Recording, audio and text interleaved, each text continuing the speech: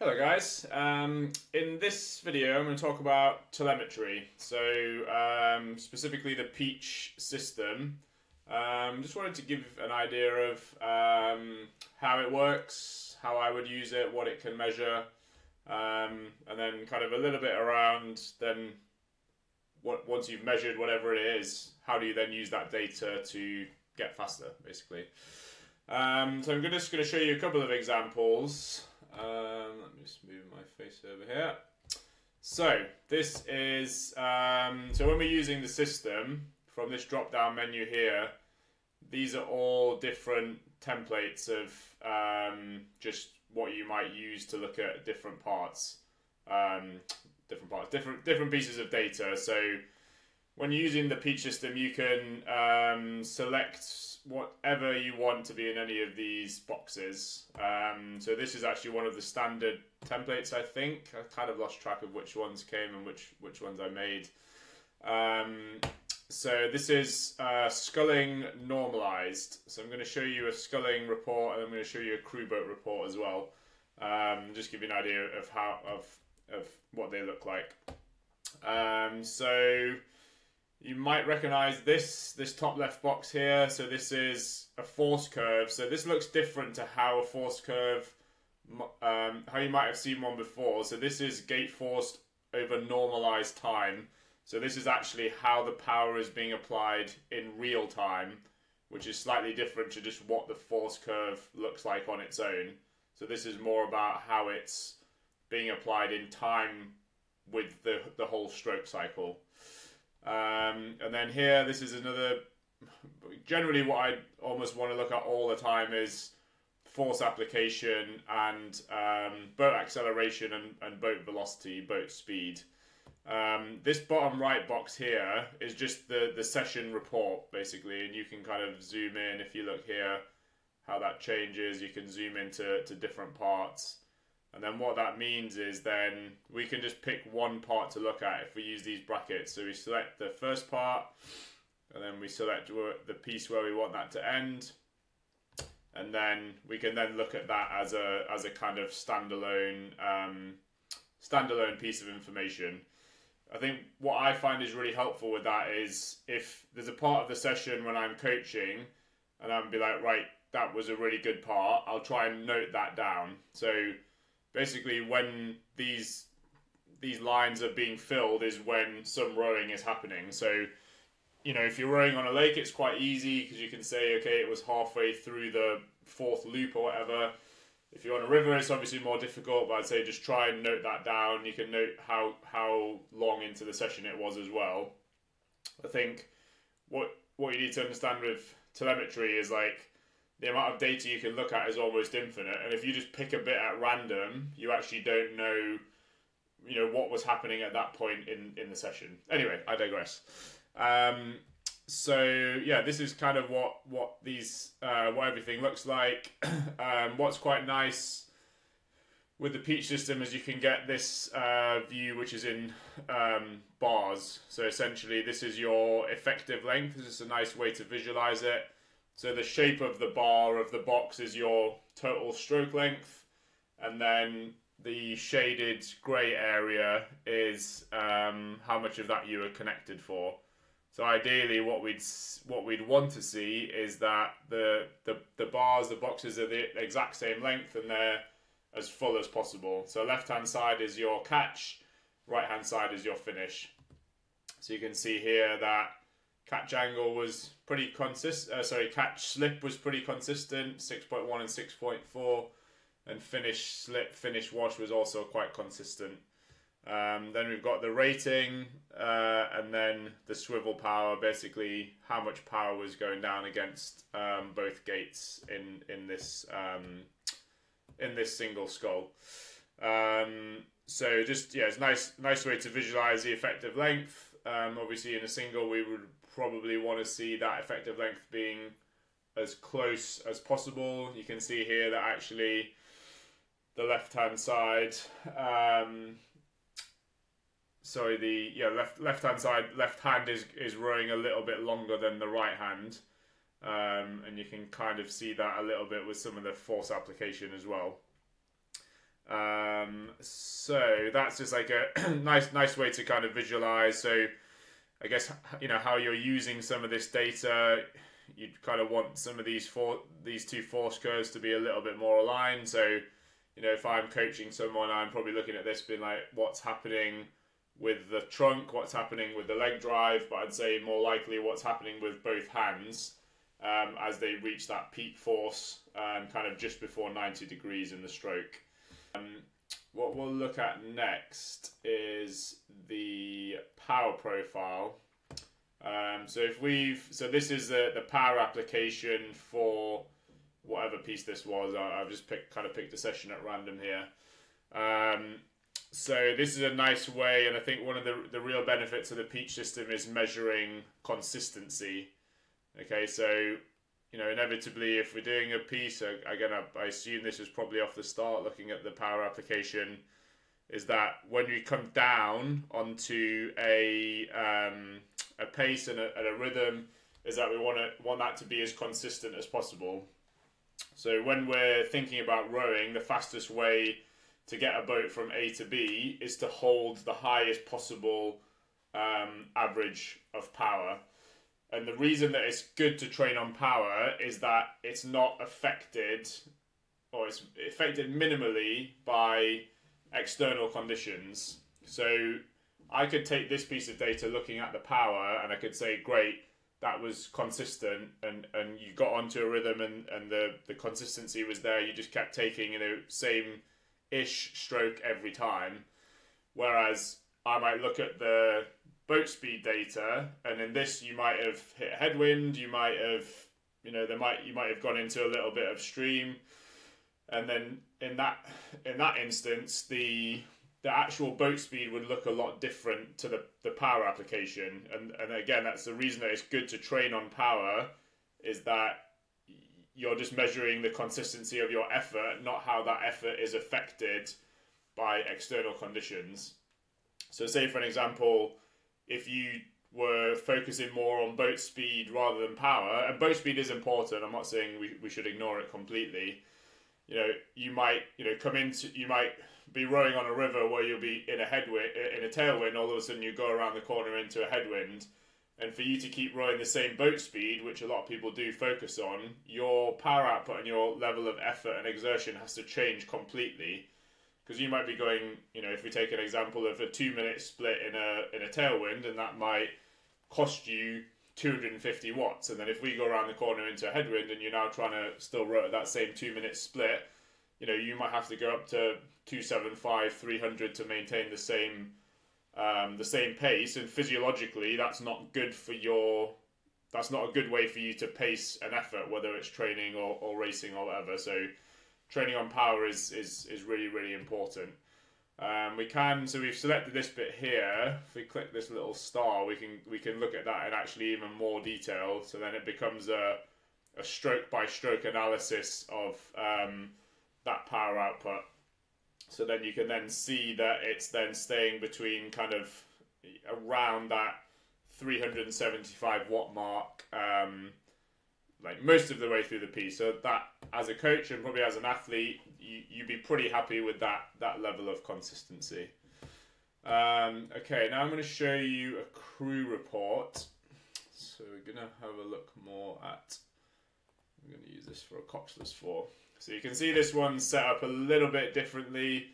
Personally, I like to keep these templates as simple as possible. You know, you can definitely, as a coach, show too much data, and as an athlete, you probably, you know, in my opinion, it's not good to have too much to focus on. It's just trying to identify, you know, what the key things are and what's going to give you the biggest return for your investment on kind of analysis and looking at what to improve. So straight away I can see here, so if we look in this bottom left corner, that if the lines are flat all the way through, you basically say, okay, we're looking at a steady state UT2 session here. So I'm just going to grab a bit of that. So I'm going to use those brackets again, do left and then right. Okay, and then all of a sudden here, you can now see we have these force curves, which I think is probably what most of you will recognize as a force curve compared to the ones we looked at earlier, which was force curve versus normalized time. So if we're talking about like crew cohesion, synchronicity, then this is just a bit of a nicer format to look at. So when we're using the system, if you want to compare two people, like, okay, if you can say, here's everything overlaid, you want to say, okay, what does stroke side look like in terms of their force application? That's obviously pretty good. Then we can say, what does bow side look like? Again, pretty good. Not quite as aligned on the peak force, but, you know, it's very rare that you're going to get a crew where that peak force is perfectly aligned. So we can start to look at here then, okay, how do those force curves look, what do the force curve look like? Over here we've got the catch angle, so this is now seat by seat. This is catch angle plus catch slip, and then we've got finish angle plus finish wash. So in terms of angles, I would say if you can get everybody consistently within 2 to 3 degrees, that's probably quite a good target, depending on the level of crew that you have, how long they've been together. And then generally you'd want to see catch slip a little bit lower than this, so probably like 8 or below. And then finish wash that's the harder one to get to a lower point. So like generally if you can say like 12 or lower, or maybe around the 10 mark is pretty decent. The reason that it's important to measure your slip and your wash is then you're looking at, well, how much of the stroke, so you're measuring how far the gate travels, essentially, how far the handle goes out to the front. Okay, so if we just take this bow seat, if we go out to 56 degrees at the catch, it means that the handle, the blade has traveled 8 degrees from where it got out to until it was fully connected. So that then is 8 degrees where you weren't gripped up and you weren't moving the boat. And then same at the finish is that if you're like, there has to be some wash for you to be able to take the blade out. So you're never gonna, and you shouldn't try and get the finish wash to 0. Like, inevitably there has to be some travel on the blade for you to be able to feather it and get it out. But the finish is probably the one where you look a little bit more at the timing. So like, if you take the blade out of the water and then continue to lean back or continue to move towards the bows, then that's going to massively increase your finish wash, because it's when you stopped pushing and stopped being connected to then where the blade traveled to. And I guess like where the blade travels to, you have a lot more, there's going to be a lot more discrepancy than there was at the catch. So that's why, you know, as a basic measurement, that's a good one to look at, because you're optimizing the individual. You can do it seat by seat and say, okay, well, you know, if your catch slip is too big, are you overreaching? Are you too slow to connect? That's where you then start to say, well, there's probably a number of reasons this number is what it is. Where do we want to start with that? Okay, and then up here we've got the acceleration versus normalized time. So this is essentially like the speed on the boat. Okay, so this is how the boat is moving. So we're starting, so as the line drops, so the boat here is in deceleration. This is the boat slowing down into the catch. So the boat will actually reach its slowest point just after you put the blades into the water. Okay, so that's an important thing to consider. And I think another thing, probably one of the biggest things in rowing that I've changed, well, I wouldn't always say change my mind on because it's fact, but basically there has to be some deceleration. So sometimes, you know, we'd always try and coach like the boat to run level. If there is a little bit of a dip of the stern, that's fine, as long as it is as close to the end of the recovery as you can possibly get it.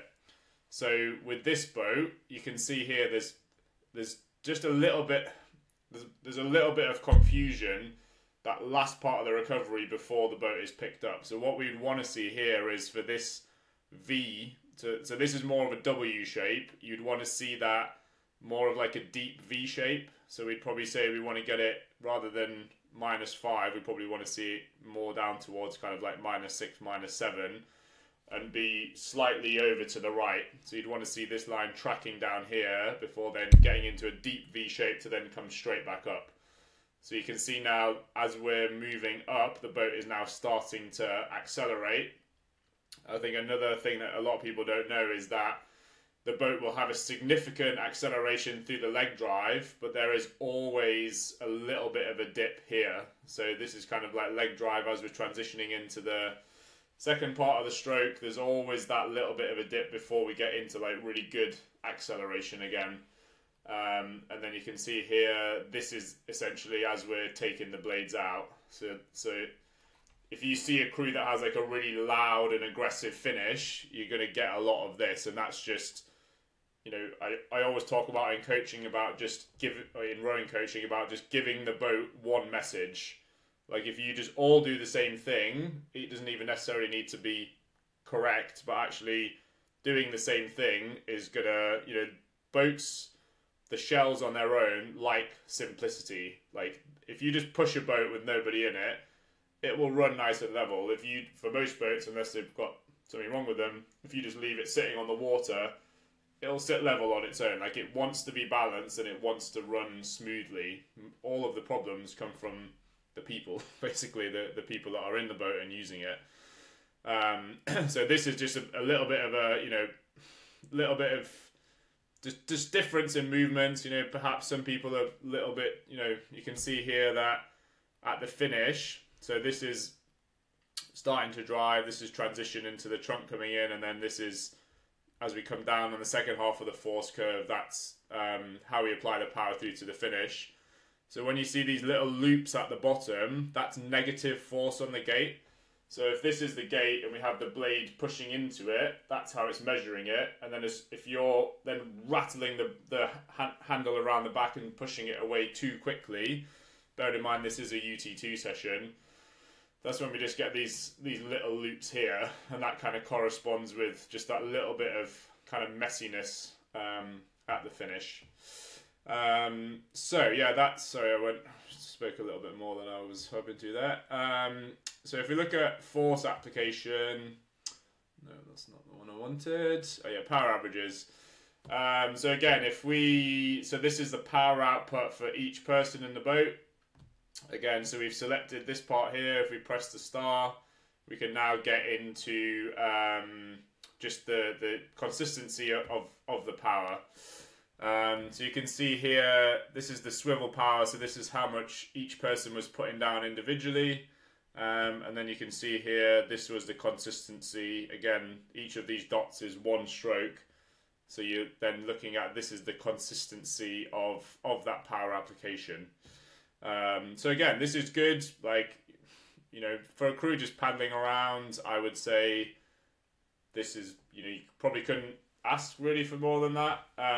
Just a caveat, this crew did have the screens in the boat, so as you're rowing along, you know, as the coach of the crew, I can set the screens, or we can make a decision as a group to say, okay, for this session we're just gonna have this number of watts, this is your target, and I just want you to hit that number of watts kind of all the way through the session. And actually the reason that is good is that it allows you to train very effectively. It just means that, you know, almost all of you watching this will no doubt train on an ergo, whether it's the rower or the bike erg, and I'm no doubt that you have targets for sessions. You try and hit a consistent split. You're hitting a consistent rate and consistent output, and that's, you know, really the beauty of using telemetry, and particularly the Peach system with the in-boat screens, is that you can just see that, you know, you can see that in front of you, and it makes it much easier to then train consistently. And actually, if you add up, you know, multiple days, multiple weeks and months of training to this standard of, you know, just real consistent level of training, it does add up to a lot when you get to those kind of end of season. So this is again the effective length, same as what we looked at with the single. So you can see here, catch angle, finish angle. This is the total effective length for for each of the crews, each of the athletes in the crew. So yeah, pretty good overall. And then I think probably that's about most of what we want to look at. So here we're looking at synchronicity. So this is the basically the movement of the handles through the stroke cycle. So this is just good to see. Again, you can see that little bit of messiness here and a little bit of messiness here. So kind of just both ends of the stroke, catch and finish. It is just like, it could be more synchronized, but you know, overall, I think this crew did a reasonable job. Cool. Okay, so I'm going to end the video here. So I think that was just like a nice brief overview of how telemetry can be used to make assessments of crews. Again, just to kind of reiterate, this is not an exhaustive list. Like there are lots of other data points you can look at. Some people will look at other stuff that is to them more important. That's just kind of the place that I would start. You know, I do have a lot of other templates that go into a little bit more depth, but I think, you know, just as an introduction to how you would want to use telemetry, hopefully that made sense for everybody. Cool. So yeah, I'm going to pop a link below. So this is a service I'm offering just for single sculling at the moment. So if you're based in the UK and this is something that you'd want to get a little bit more feedback on with having the in-boat telemetry, you can use this to kind of optimize your setup as well, just in terms of, you know, blade lengths, how long you're rowing. Like if we want to get a single sculler or a crew to row longer, there's obviously a lot of settings in the boat that we can play around with. So I guess before you start thinking about performance, another huge benefit to using this system is to get the boat set up for you as well. Like in the same way that in cycling you get a bike fit, like to optimize a position and to be able to deliver your best power most comfortably and consistently, this essentially allows you to do the same thing in the boat. So yeah, I hope everyone enjoyed that. Let me know in the comments if you've got any questions, and yeah, enjoyed putting this together, and speak to you all soon. Thanks.